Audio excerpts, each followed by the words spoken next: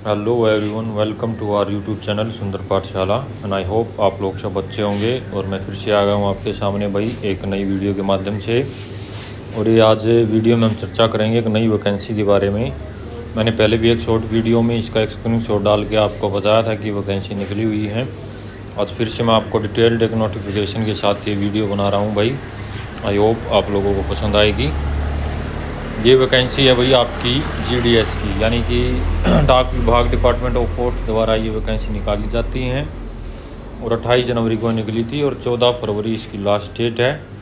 और सबसे अच्छी बात इसमें ये है कि आपको रिटन एग्ज़ाम देने की आवश्यकता नहीं होती। इसमें इसका सिलेक्शन होता बेसिस ऑफ मेरिट।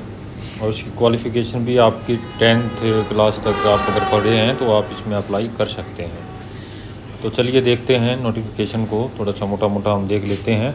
बाकी नोटिफिकेशन का लिंक मैं अपने डिस्क्रिप्शन में डाल दूंगा वीडियो के, वहाँ से आप डाउनलोड करके इस डिटेल में पढ़ लेना भाई और अप्लाई कर देना। बहुत ही अच्छी पोस्ट है, बढ़िया सैलरी है और सेंट्रल गवर्नमेंट की पोस्ट है। जो भी अलाउंसेस भत्ते वगैरह लगते हैं वे सेंट्रल पे स्केल पे ही लगते हैं। देखिए, सबसे पहले ऑनलाइन वन टाइम रजिस्ट्रेशन आपका 31/1/2026 टू 14/2/2026 तक है।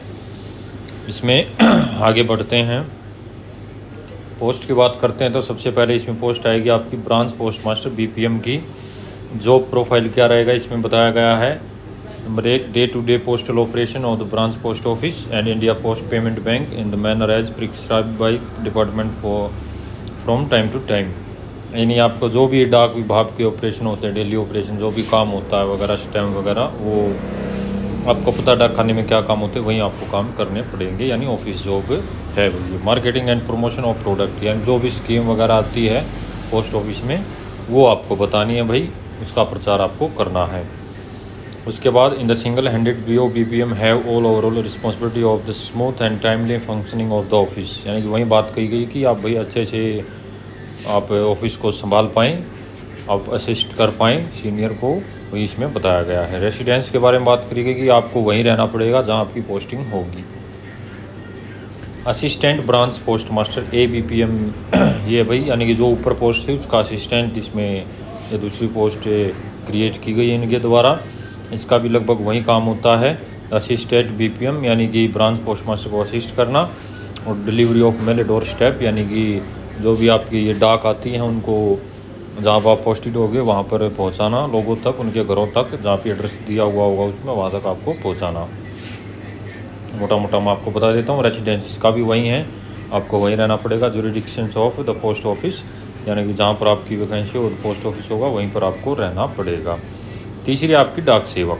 डाक सेवक में आपका sale of stamps, stationery, conveyance and delivery of mail at the door step. वहीं यानी कि आपको डाक डिलीवरी करनी है, स्टैम्प्स बेचने हैं, जो भी स्टैम्प्स होते हैं भाई हमारे डाक खाने में वो आपको प्रोवाइड कराना लोगों को। डाक सेवक में have to work in the sorting office of the railway mail service, यानी जो रेलवे स्टेशन पर मेल आती हैं उनको वहाँ तक डाक ऑफिस तक पहुँचाना, वहाँ तक उनको वापस दे के आना, ये सारे काम इसमें आएंगे आपके।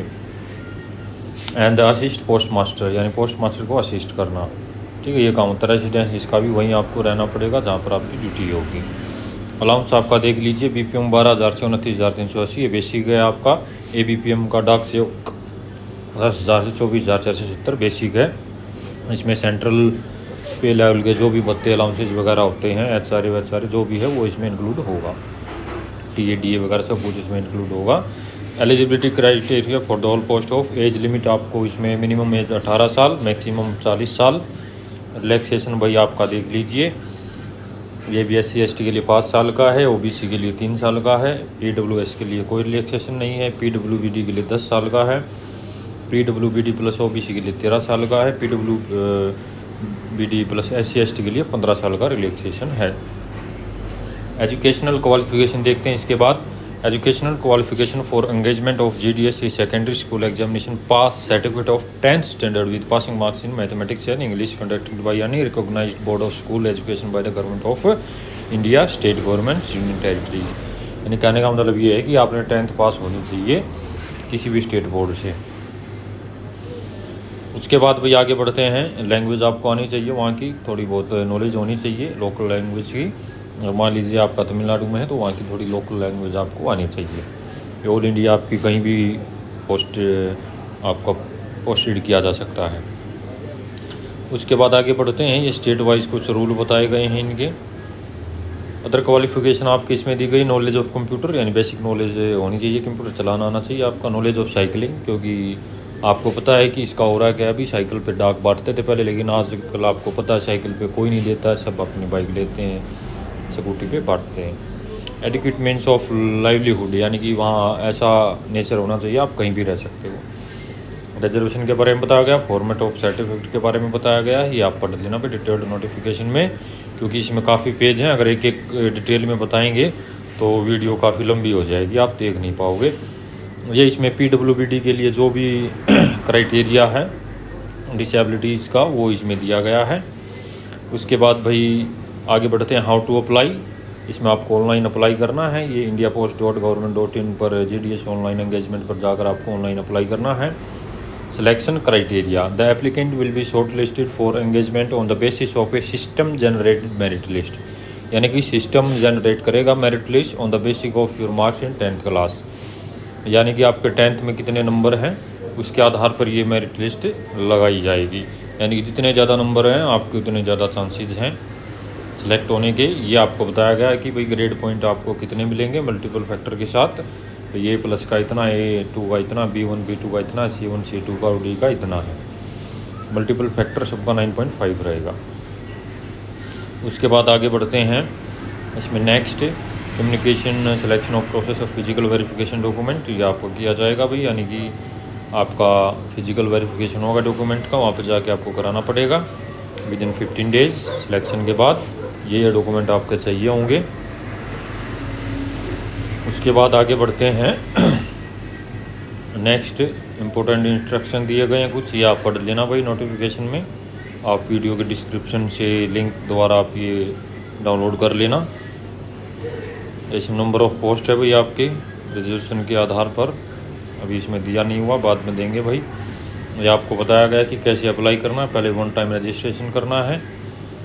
उसके बाद या इसमें आपको बताया गया है कि क्या क्या आप कर सकते हैं। अगर आप पासवर्ड भूल जाते हैं तो क्या करेंगे। Contact detail, email ID verify की जाएगी, कॉन्टैक्ट वेरीफाई किया जाएगा, OTP आएगा उस पर। ऑनलाइन एप्लीकेशन फॉर्म में आपको भाई पर्सनल डिटेल भरनी है, board educational decision, division selection and the post preference आपको भरनी है कि कौन सी तीनों में से आपको कौन सी पोस्ट चाहिए। Upload photo and signature, preview before final submission, यानी कि फाइनल सबमिशन से पहले आप अपना देख लेना कहीं कोई गलती ना हो जाए। फीस पेमेंट के बारे में बताया गया कि 100 रुपये आपके इसमें फ़ीस लगेगी, ठीक है। और SC ST के लिए कोई फ़ीस नहीं है, और फीस एक बार कट गई तो उसके बाद रिफंड नहीं होगी। Selection of division and exercising preference, ये आप इसमें बताया गया है। अपलोडिंग ऑफ फोटोग्राफ या सिग्नेचर, ये इसमें बताया गया है कि किस फॉर्मेट में कितने KB तक आपका साइज़ वगैरह इसमें बताया गया है। उसके बाद भाई सिग्नेचर का बताया गया है, साइज़ कितना होना चाहिए फ़ोटोग्राफ का। ये आगे बढ़ते हैं भाई। इसके बाद इसमें ये भाई स्टेट वाइज जहाँ जहाँ पर आपकी वैकेंसी हैं, ये जहाँ जहाँ पर आप पोस्टेड किए जा सकते हो, और उनके लैंग्वेज के बारे में बताया गया है, पढ़ लेना भाई आप एक बार। और ये एप्लीकेशन कुछ फॉर्मेट ऑफ सर्टिफिकेट्स हैं जो आपको बाद में आवश्यकता पड़ेगी। ये देखिए भाई, इनकम असिस्ट सर्टिफिकेट, ये आपको बाद में आवश्यकता पड़ेगी। अंडरटेकिंग का है, डिक्लेरेशन का है, अंडरटेकिंग का फिर से अंडरटेकिंग का है, ये आपको बाद में आवश्यकता पड़ेगी। तो ये था भाई आपकी वैकेंसी के बारे में। GDS की बहुत ही अच्छी वैकेंसी है, आप लोगों को सबको पता है कि इसमें क्या काम करना होता है क्या नहीं। आजकल डाक कितनी आती हैं कितनी नहीं आती हैं, ये आप सबको पता है। जॉब प्रोफाइल का लिखने में या डॉक्यूमेंट में कुछ है, लेकिन वहाँ पे काम करते हैं तो आप सबको पता है कि भाई डाक खाने की जॉब कैसी होती है। बहुत अच्छी जॉब है, बहुत सिक्योर जॉब है, और सबसे बड़ी बात सेंट्रल लेवल की पे स्केल आपको यहाँ पर मिलेंगे। सेंट्रल लेवल की वैकेंसी ये। तो यही इन्फॉर्मेशन आप तक पहुँचानी थी भाई। 14 तारीख का लास्ट डेट, आप भर लीजिए। आज 12 तारीख हो चुकी है, पहले भी मैंने आपको बताया था इसके बारे में। तो ऐसी वैकेंसी के बारे में जानने के लिए, लेटेस्ट अपडेट जानने के लिए आप सब्सक्राइब करें सुंदर पाठशाला, और मिलते हैं अगली वीडियो में।